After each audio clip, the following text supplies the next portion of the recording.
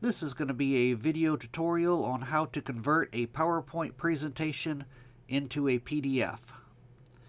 I've got a folder open here with a just an example PowerPoint presentation, and to convert this PowerPoint into a PDF, all you have to do is go to the File tab, select the File tab, go down to Export, click on Export, go to Create a PDF XPS Document, and then create PDF XPS. It'll ask you where you want to save it to. I'm going to save it to this folder here. I'll click Publish. And now it's done. It automatically opened on my desktop. I can close it, and I've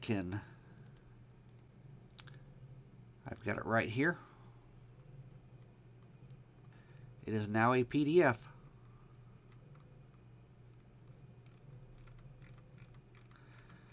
And it's that simple. That's all you do. Thanks for watching.